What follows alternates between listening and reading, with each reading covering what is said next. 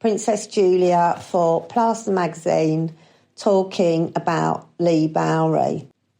I first met Leigh on the nightclub scene in the early 80s. Leigh hadn't been in London that long, but he'd already started creating a collection, a fashion collection, and started to wear it out in clubs with Trojan. They cast quite imposing figures on the scene, and we were very intrigued and wanted to know who they were. The look was a full face makeup, platform boots, hats embellished with stars. They looked striking. Leigh as a person was hysterical, fun, interesting, very curious. Leigh wanted to know about everything and everyone. He was very quick to engage with different kinds of people. He was interesting and interested.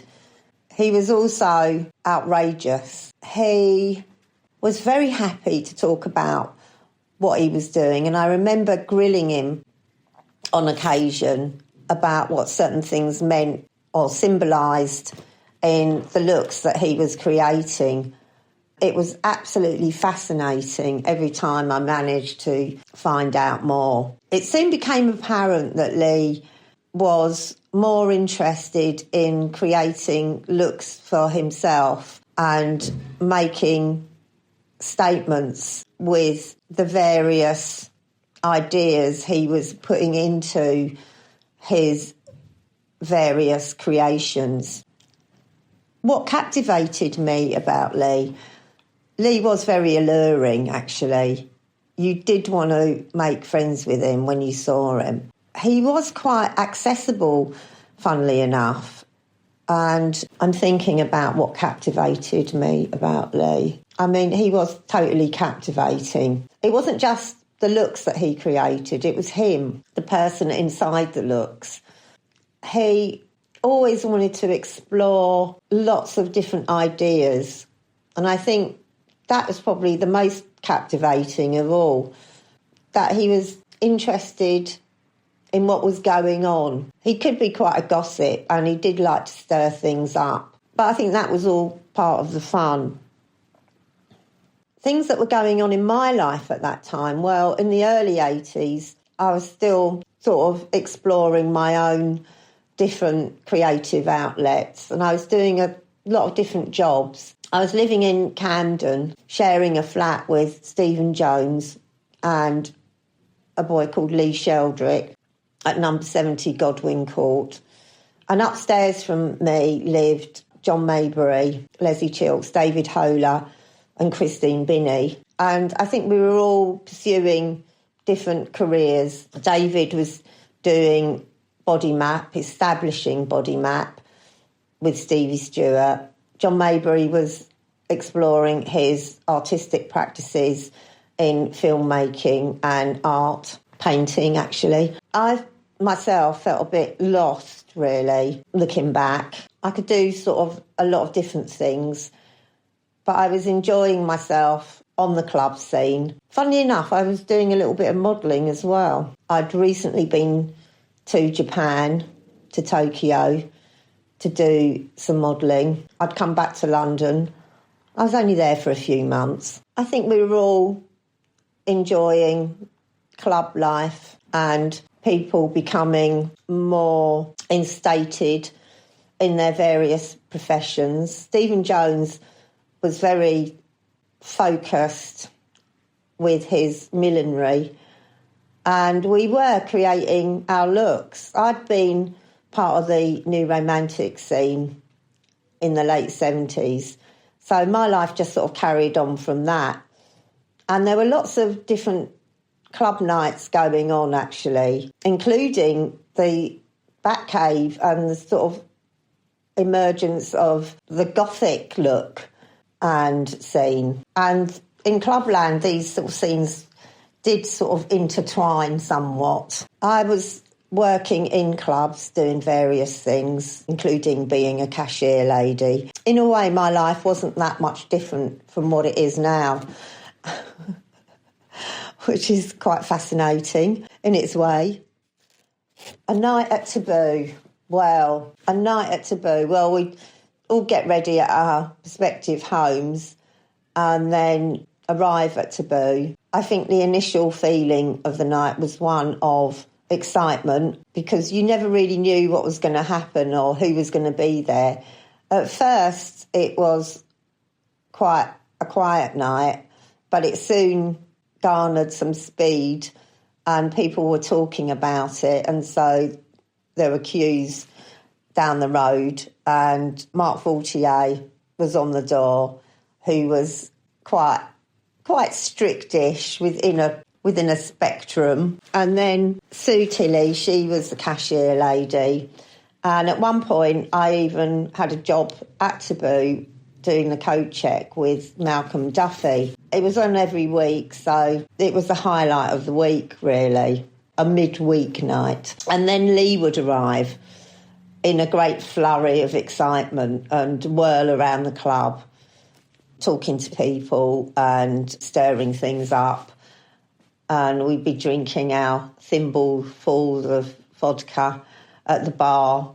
Jeffrey was the DJ, Jeffrey Hinton, and he would also show his videos, which he'd edited. So that was always very exciting to see what he created. By that time, Jeffrey had moved into my flat at number 70. So I was privy to what was going on. Rachel Alburn was one of the DJs also. The music would be a mixture of club classics, high energy, and some quirky type tracks thrown in for good measure. There was a dance which was a sort of take on the Menudo hustle, which culminated in people falling on the floor.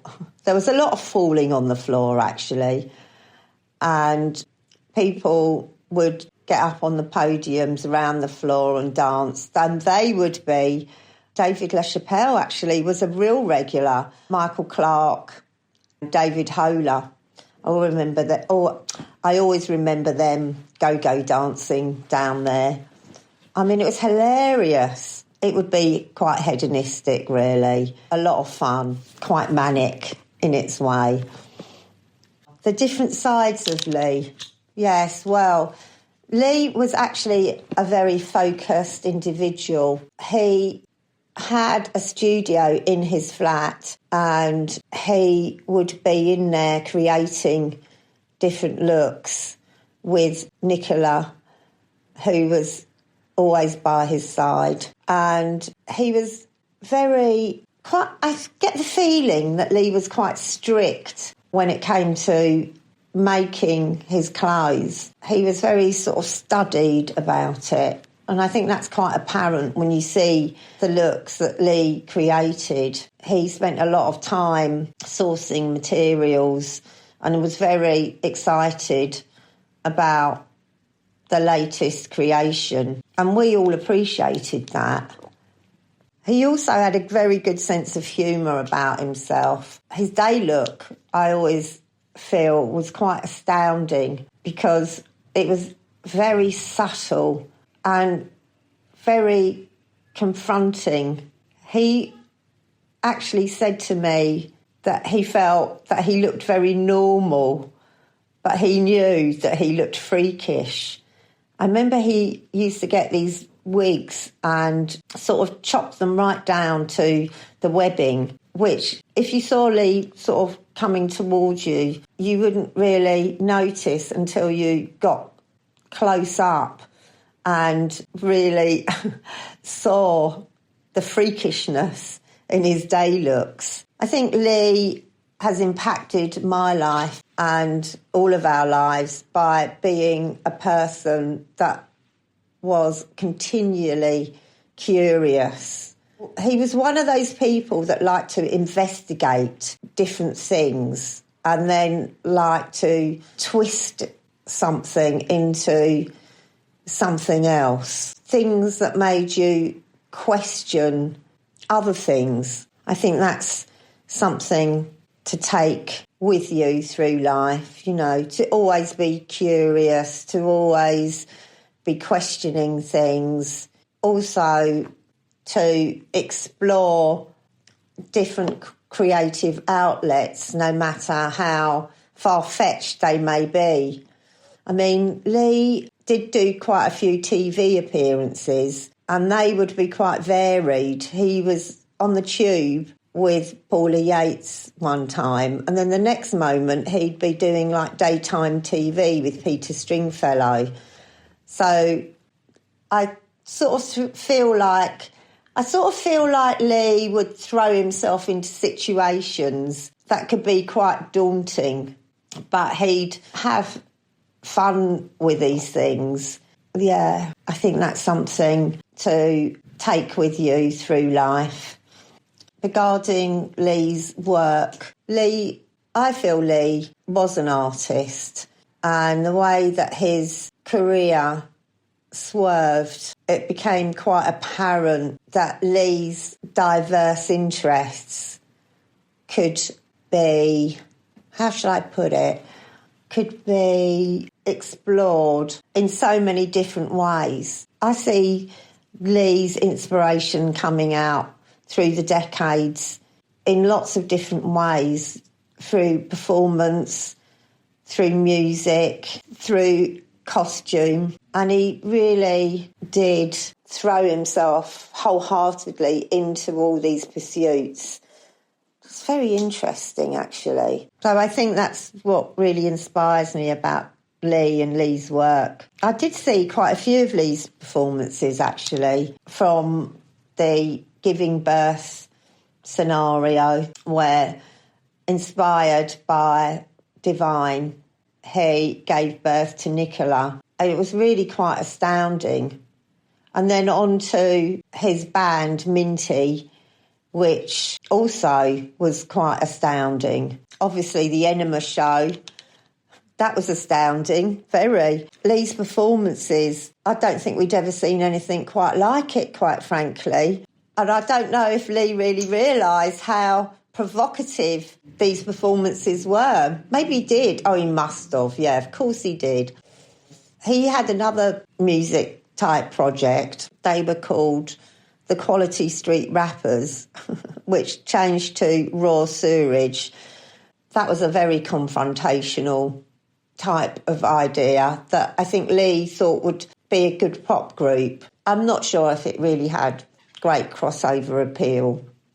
But then later on, he formed Minty, which really established him in the realm of writing music and making music. What's the next one? Well, if I could speak to Leigh today, I think I'd probably have the same sort of chats with him that I had back in the day, really. I'd probably be asking him about what he was doing, what he was up to, what his thoughts were about the state of the world, and how he'd be addressing those things. And I think we'd be seeing a lot more of Leigh's mind at work. But we've got the legacy of Leigh, and that has stood the test of time. It really has. And I'm very excited to see what this show will bring at Tate Modern.